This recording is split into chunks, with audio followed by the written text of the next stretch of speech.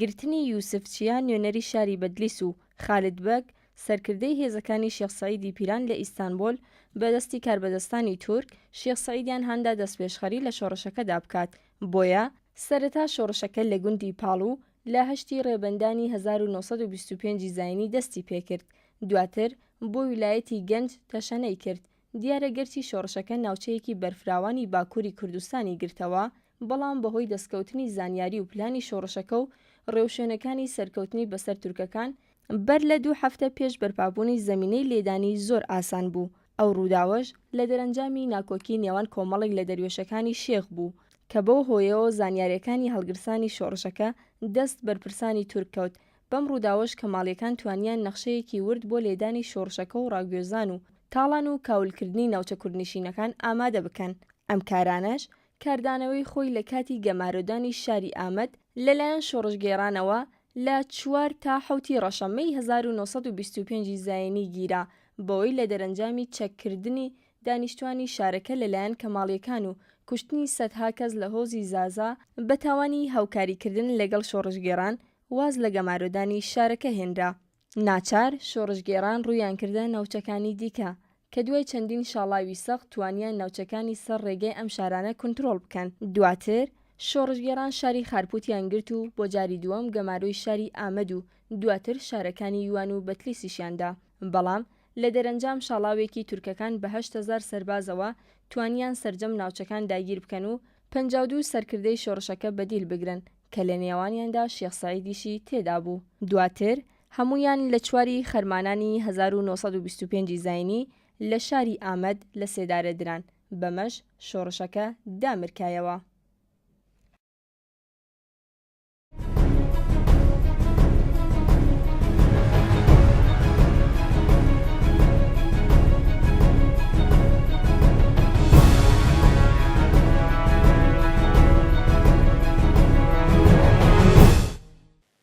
بینەرانی خۆشەویستی ڕۆژهەڵات تیڤی و بەرنامەی مێژووی کورد، ئەم کاتە و هەموو کاتێکی ژیانتان باش.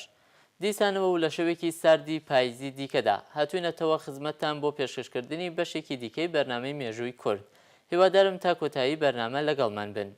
لە ئەڵقەی پێشووتردا بۆ یەکەمین جار و وەکو یەکەمین ئەڵقەی مێژووی هاوچەرخی کوردستانی باکوور لەگەڵ بەڕێز خاتوو تەلار عەلی مامۆستای مێژوو لە زانکۆی سلێمانی قسە و باسمان کرد. دوابەدوای لاوازبوونی دەوڵەتی عوسمانی لە دوای جەنگی جیهانی یەکەم،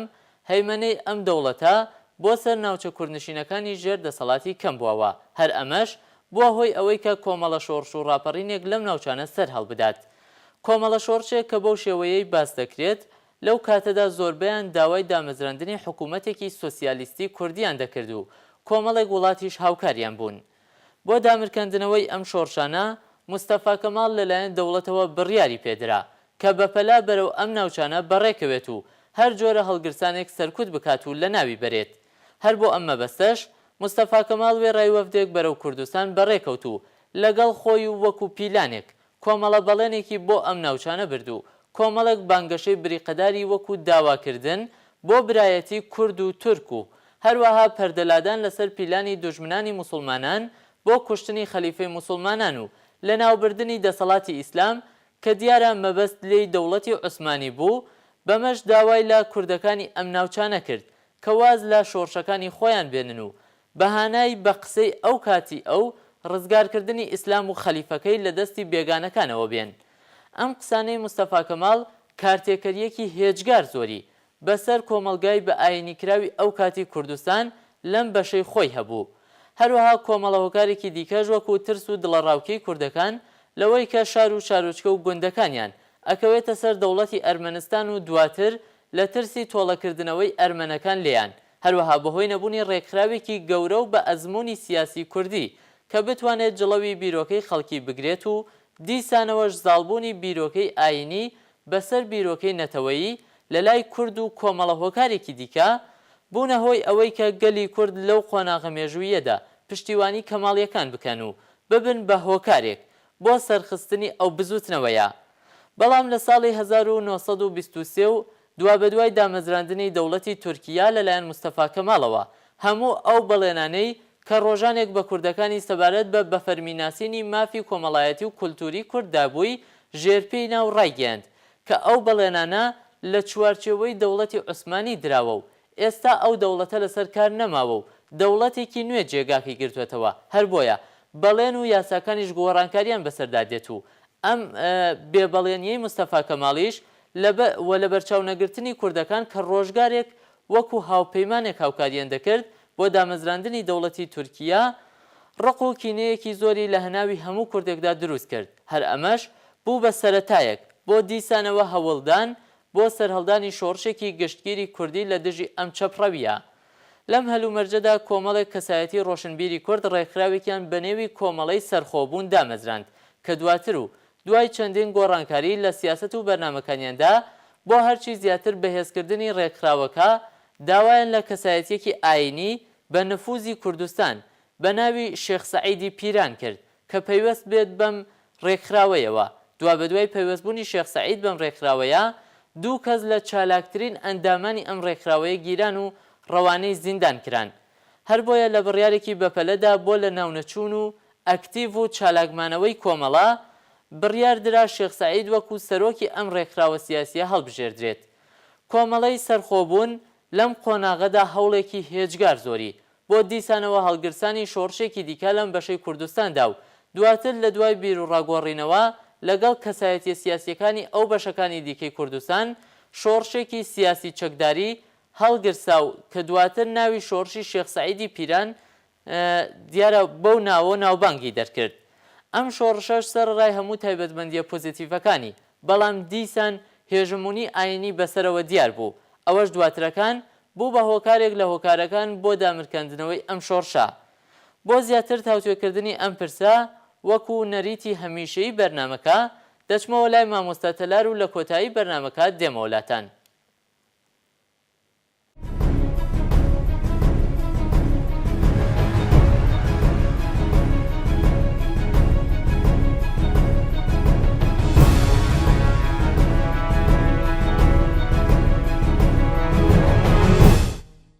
بۆیە کۆمەڵی ئازادی کەوتنە پەیوەندیکردن بە ئەفسەرانی کورد بە ڕۆژوبیرانی کورد دواتر تەنانەت چوون بەناو شێخ و پیاماقوڵەکانە کە پشتگیری بەدەستبێنن لە نێوانێنە شێخ سەعیدی پیران کە ئەو کەسێتێکی کۆمەڵاتی دیار بوو لە باکوور پێگی خۆی هەبووە ئەگەرچی ئەو پەیوەندیەکی هەبوو لەگەڵ خزمەتی لەگەڵ خالید بەگی جوبرانە بەڵام ئەو ڕۆڵی کە شێخ سەعیدی پیران بینی لە دواتر لە شۆڕشە پێمانەڵێ شێخ سەعید بە باوەڕەوە بەشداری لەم شۆڕشەیە کردووە بۆ بە دیهێنانی خەونی کورد نەک پەیوەندی کردبێ بە ڕێکخراوێکی کوردیەوە لەبەر ئەوەی کە پەیوەندێکی خزمەتی هەیە لە نێوان کەسانی دامەزرێنەری ئەو ڕێکخراوەدا. ئەمان لە هەوڵی خۆڕێخستنا بوون. کۆمیتەی ئیستیقلال سەرکردایەتی عەسکەریان هەبوو پەیوەندیان بۆ وتمان بە زۆر کەسی ترەوە کردبوو بەڵام لە کاتی خۆ ئامادەکردندا و یەکێک لە جارەکان لەو پەیوەندیانی کە ئاڵوگۆڕیەکەن لەگەڵ یەکتریا ئەفسەرانی ناو کۆمیتەکە بەهەڵە یەکێک لەو جفرانی کە بۆیانە لەو نامەنیهێنەی کە بۆیانە وا تێگەن کە ئەمە ئاماژە بێ بۆ دەستپێکردنی شۆڕش بۆیە ئەوان لە کەتیبەی هەژدا دەسەکەن بە شۆڕشکردن بەڵام حکوومەتی تورکی هەرزوو ئەتوانێ کۆنتڕۆڵیان بکە هەموو ئاماژەکان پێی ئەچێ وا پیشانەیە کە حکوومەتی تورکی چاودێری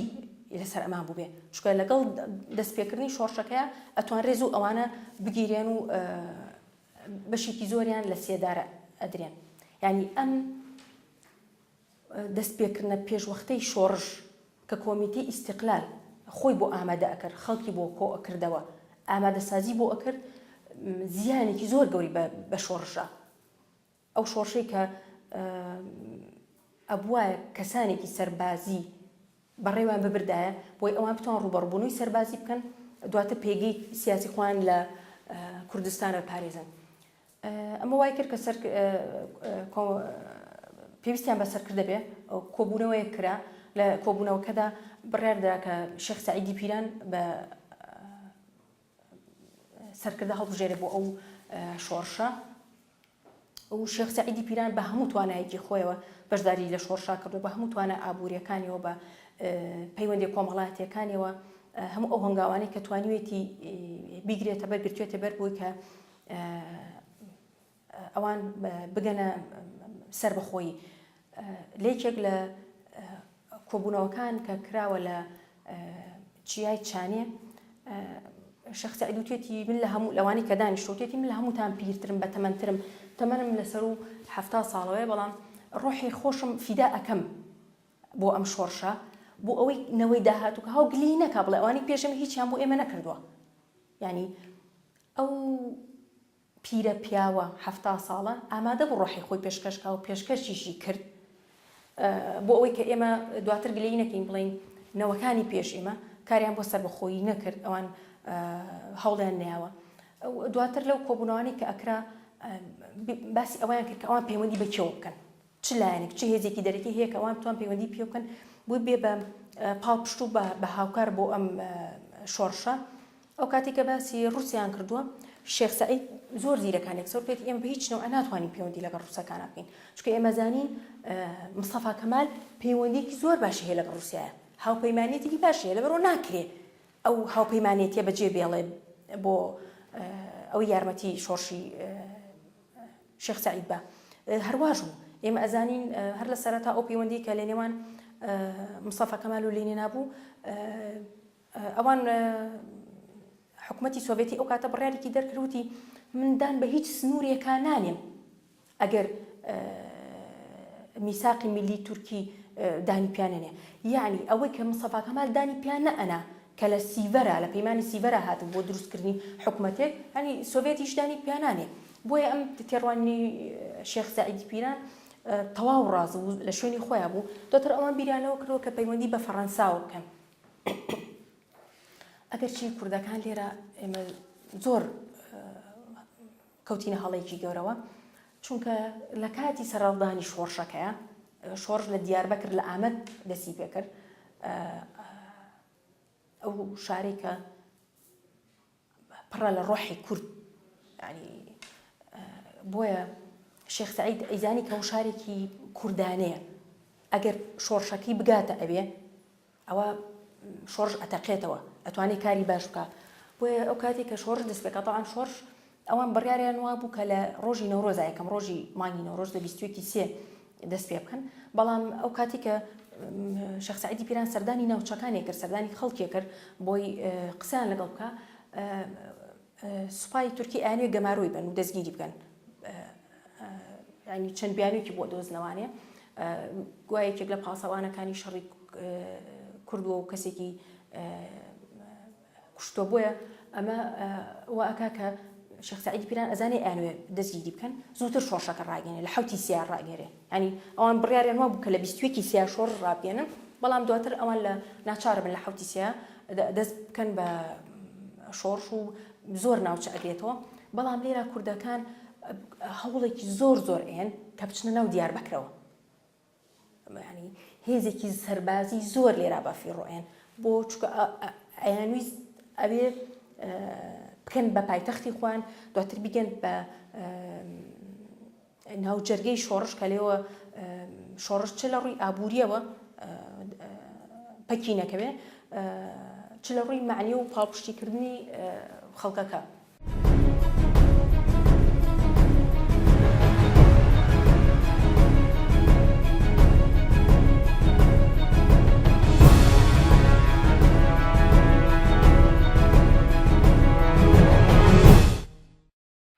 لە گرنگترین ئەو هۆکارە ناڕاستە و خۆیانەش دەست پێشخەریان لە هەڵگرسانی ئەو شۆڕشە کرد ئەمانە بوون یەک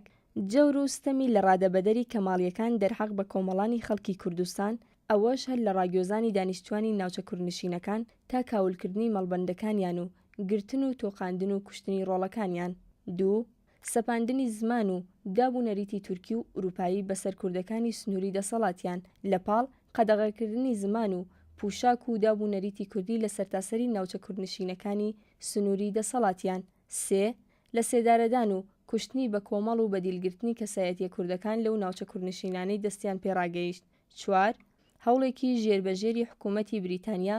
بۆ شێخ سەعیدی پیران و هاوڕێکانی لە دژایەتیکردنی کەماڵیەکان. ئامانجی بریتانیاش لەم کارە سنووردانان بوو بۆ دەسەڵاتی کەماڵیەکان تا لەلایەک زۆر بەهێز نەبن و لەلایەکی دیکەوە بیر لە داواکردنی ویلایەتی مووسڵ نەکەنەوە.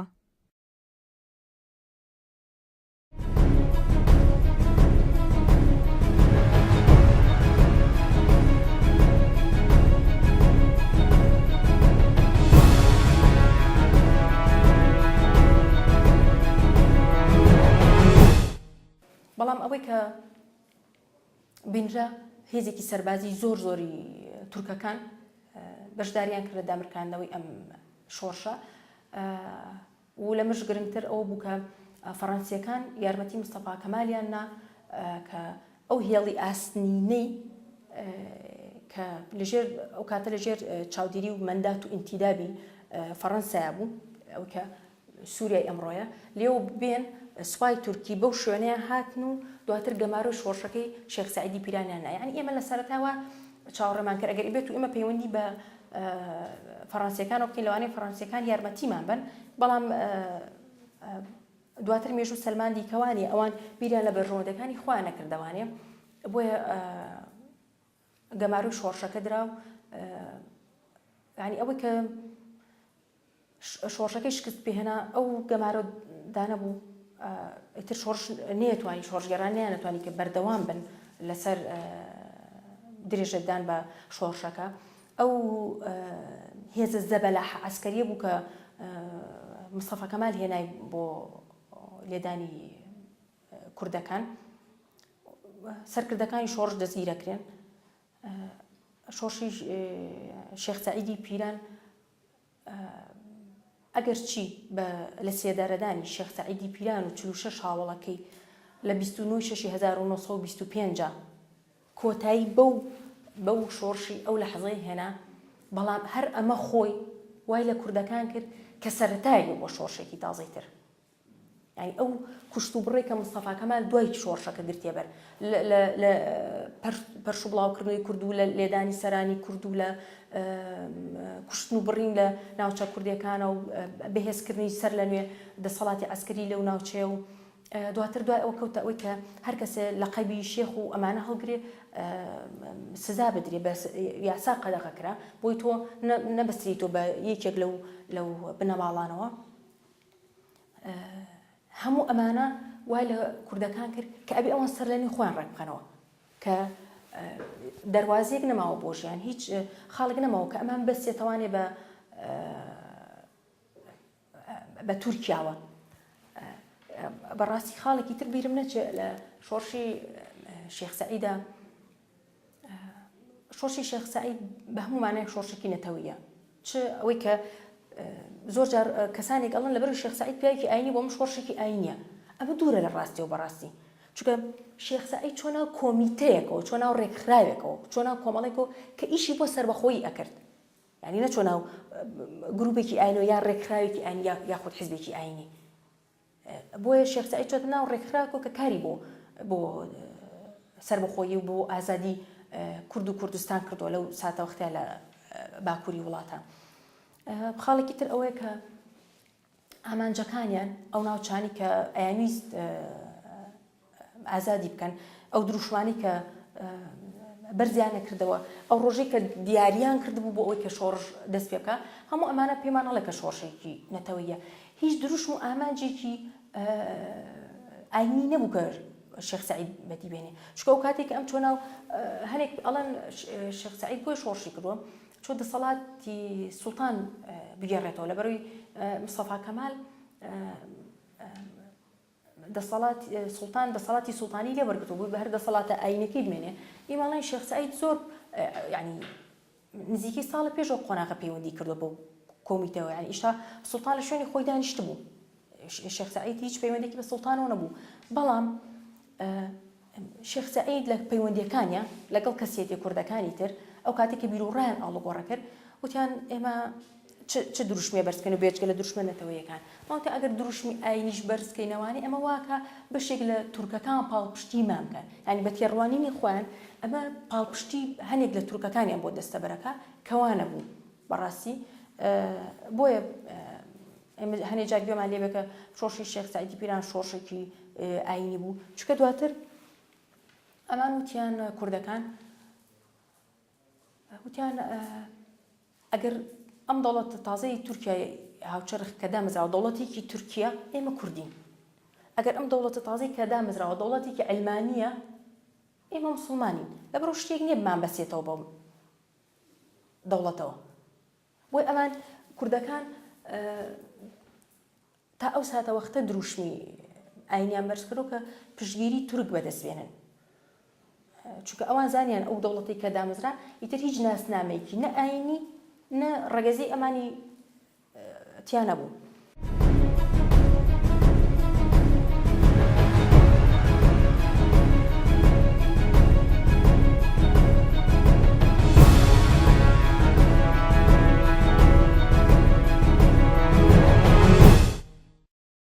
ئەم هۆکارانە شکستیان بە شۆڕشەکە هێنا. یەک ئاشکرابوونی نەخشەی بەرپابوونی شۆڕشەکە لە دەرەنجامی ناکۆکی نێوان دەریێشەکانی شێخ سەعید. دوو پەیڕەوکردنی سیاسەتی کوشتن و تۆقاندن و ڕاگواستنی کوردەکان لە ناوچە کوردنشینەکان لەلایەن کەماڵیەکانەوە. سێ هاوکاریکردنی فەڕەنسیەکان بۆ حکوومەتی تورکیا بە چەک و تەقەمەنی تەنانەت فەڕەنسیەکان ڕێگەیان بە سوپای تورکدا لە ڕێگای شاری حەلەبەوە بە شەمەندەفەر سوپای تورکیا بگوازنەوە بۆ باشووری ناوچەی شۆڕشگێڕان. چوار هاوکاریکردنی حکوومەتی رووسیا بۆ کەماڵیەکان چونکە شۆڕشەکەیان بە زیندووکردنەوەی ئاینی ئیسلام و بزوتنەوەی دەرەبەگایەتی لە ناوچەکەی دەزانی. پێنج خیانەتکردنی چەند سەرۆک هۆزێک و چوونە پاڵ سوپای تورک لەبەر بەرژەوەندیە تایبەتیەکانی خۆیان. شەش گۆڕانکاری لە هەڵوێستی بریتانیەکان بەوەی کەوتنە هاوکاریکردنی کەماڵیەکان تا شۆڕشەکە تووشی شکست بکەن چونکە بۆ بریتانیا وا دەردەکەوت ئەو شۆڕشە مەترسی بۆ بەرژەوەندیەکانی بریتانیا هەیە.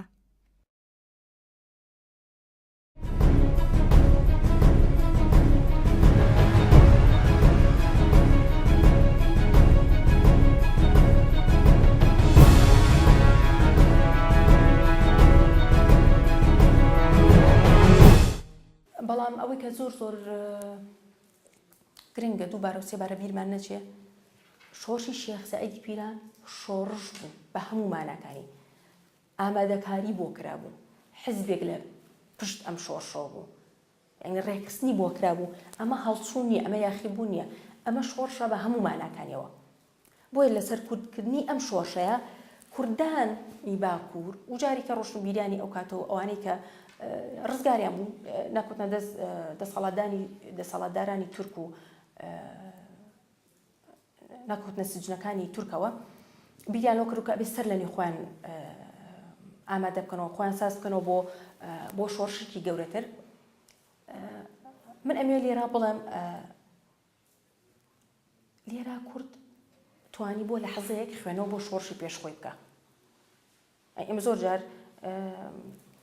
زۆر سوودمان لە مێژووی خۆمان نەبینەوە بەڵام لەم ساتە وەختەیە کوردەکان هەوڵیان ناخوێنەوە بۆ ئەو ڕووداوانە بکەن بۆیە وتیان ئەمەی کە ئێمە ئێستا پێگەشتوین ئەگەر کاری خێرایی بۆ نەکەین ئەگەر لە شۆڕش بەردەوام نەبین ئەگەر سەر لە نوێ ڕیزەکان مەیەک ئینە خینەوانێ ئەوە ئێمە بە تەواوەتی لە ناوەچین بۆیە لێرە ڕێکخستنەکان لە چەند لایەنێکا دەرکەوتێکیان ڕێکخستنی سیاسی کۆکردنەوەی خەڵک لە دۆری خۆیبوون بوو کۆمەڵی خۆیبوون کە کەسانێکی زۆر ڕۆشنبیر و دڵسۆزی کورد لە دەوری کۆبووبوونەوە لە لایەکی تری شەوانێ دروستکردنی یەکەیەکی سەربازی و یەکەیەکی کارگەڕی بۆی کە هەر یەکێکیان بەیەکەوە هەر سێلاکە بێکەوە کارکەن بۆی کە شۆڕشێکی هەمەلایانی سەرتاسەری لە باکووری کوردستان دروست بکەن. ئەگەر چی بیرۆڕای جیاواز لەوەی کە خۆی بوون سەرەتا دروست بوو دواتر جەنەڕاڵ ئیحسان پاشا چۆتە پاڵ خۆی بوون و خۆی بوون ئەرکی فەرمانڕەوایەتیکردنی یەکە سەربازێکی بەو سپاردووە یعنی بیرۆڕاکان جیاواز لەوەی کە ئیحسان پاشا خۆی لەگەڵ ئەوانی کە لە دەوریا بوون ویستیان سەر لەنێ شۆڕش بکەن و شۆڕشێکی سەربازی بکەنەوانی و خۆی بوونیش وەک ڕێکخراوێکی سیاسی ڕۆشنبیری ئیشی لەسەر ئەوە کرد کە سەر لەنێ خەڵک ئامادە بکە بەڵام دواتر هەردووکیان بەیەکەوە توانیان یەکێک لە دوور و درێژترین شۆڕشەکانی باکوور بێنە کایە و دروست بکەن کە شۆڕشی ئاراراتە کە نزیکەی 6 ساڵی خایاند.